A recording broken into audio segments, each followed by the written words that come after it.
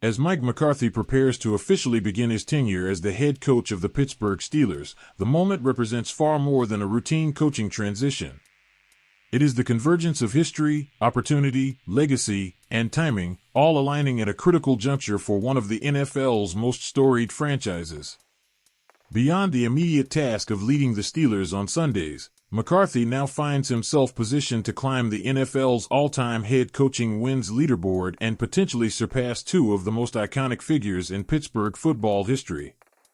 Given his career resume, the length of his reported contract, and the current state of the Steelers roster, this pursuit of historical significance is not speculative, it is tangible, measurable, and increasingly realistic.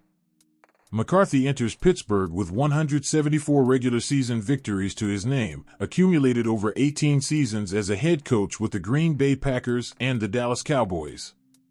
That total places him 15th on the NFL's all-time list for head coaching wins, an achievement that already situates him among an elite group of leaders who have demonstrated both longevity and sustained competitiveness in a league known for constant turnover.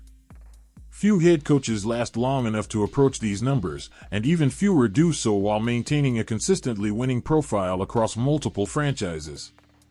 Just ahead of McCarthy on that list sit two names that carry immense weight within the Steelers organization and its fan base, Mike Tomlin and Chuck Noll. Both are tied for ninth all-time with 193 regular season wins.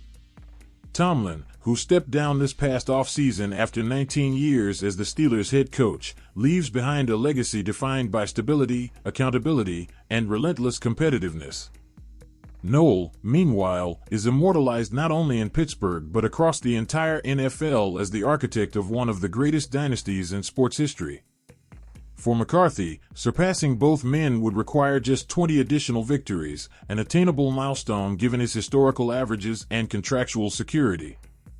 According to reporting from the Pittsburgh Post-Gazette's Jerry Dulac, McCarthy signed a 5-year deal upon being hired by the Steelers.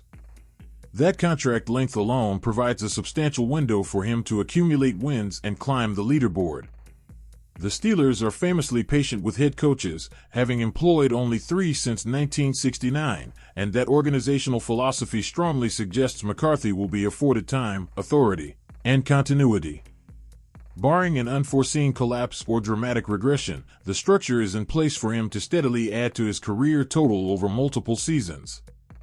What makes McCarthy's situation particularly compelling is that he is not stepping into a full-scale rebuild. While Pittsburgh has areas to address this offseason, the core of the roster that just delivered a 10-7 record and an AFC North title is largely intact heading into 2026. That level of continuity is rare for a new head coach and significantly raises the floor for early success. Instead of spending his first years tearing down and rebuilding, McCarthy has the opportunity to build upon an already competitive foundation. This context is critical when projecting how quickly McCarthy could approach the 20-win threshold needed to pass Tomlin and Noll. Over the course of his career, McCarthy has averaged 9.67 wins per season. At that pace, he would need just over 2 seasons to surpass both Steelers legends on the all-time wins list.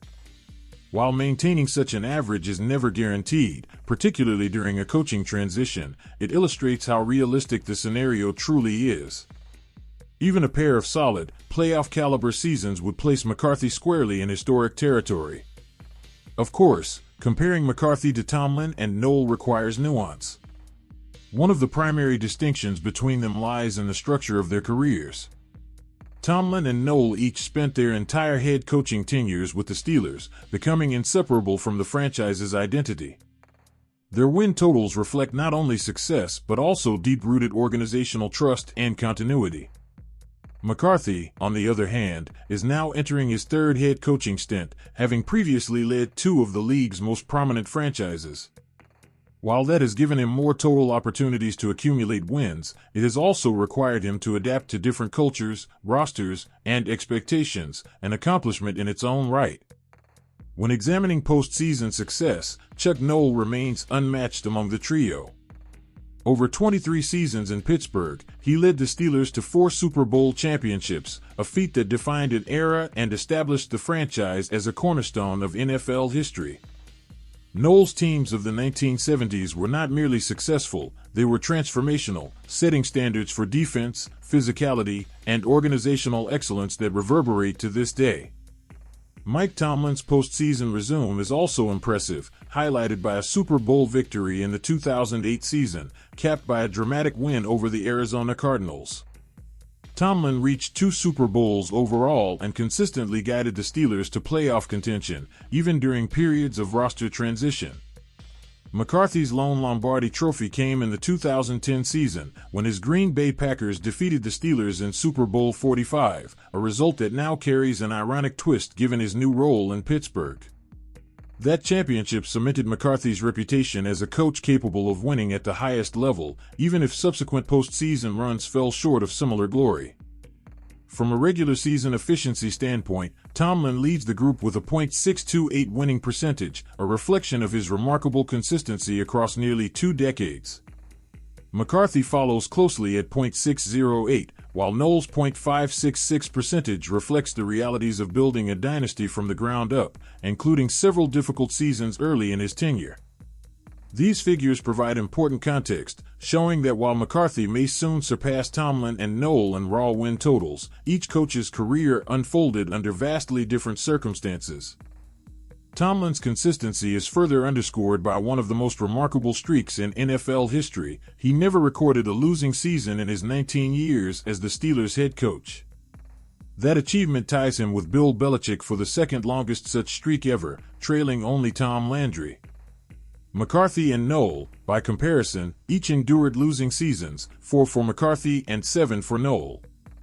While those numbers do not diminish their accomplishments, they highlight just how extraordinary Tomlin's sustained competitiveness truly was. As McCarthy begins his Steelers tenure, questions naturally arise about the roster and how it will shape his ability to win early and often. The most significant uncertainty centers on the quarterback position. Aaron Rodgers is set to hit free agency, and his future remains unresolved as retirement remains a legitimate possibility. However, the idea of Rodgers returning to Pittsburgh and reuniting with McCarthy has sparked widespread discussion. The two enjoyed tremendous success together in Green Bay, and if Rodgers chooses to continue playing, the opportunity to work again with a coach who understands his strengths could be appealing. A Rodgers reunion would significantly raise the Steelers' ceiling in the short term and further enhance McCarthy's chances of racking up wins quickly. Even without Rodgers, however, McCarthy inherits a team that believes it is close to contending. Strong defensive pieces, an established culture, and recent divisional success suggest that the Steelers are not far from being a consistent playoff threat once again.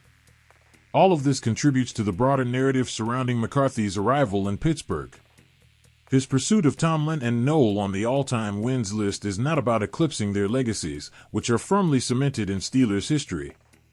Rather, it represents the natural progression of a coach whose career has been defined by durability, adaptability, and sustained success. Surpassing those win totals would simply be another marker of his place in NFL history, not a measure of superiority. Ultimately, the significance of this storyline lies in what it says about the Steelers' direction. By hiring McCarthy, the organization is betting on experience, proven leadership, and the ability to win consistently in a league that grows more competitive each year. If McCarthy delivers on those expectations, the wins will follow, and with them, a climb up the record books that places him alongside, and eventually ahead of, some of the greatest coaches the franchise has ever known. Whether it takes 2 seasons, 3 seasons, or longer, the path is clearly defined. As Mike McCarthy settles into Pittsburgh, every victory will carry added meaning, not just for playoff positioning or divisional races, but for the slow, steady rewriting of NFL history. What are your expectations for this new era that begins with Mike McCarthy leading the Steelers? Leave them in the comments. Thanks for watching, and see you soon.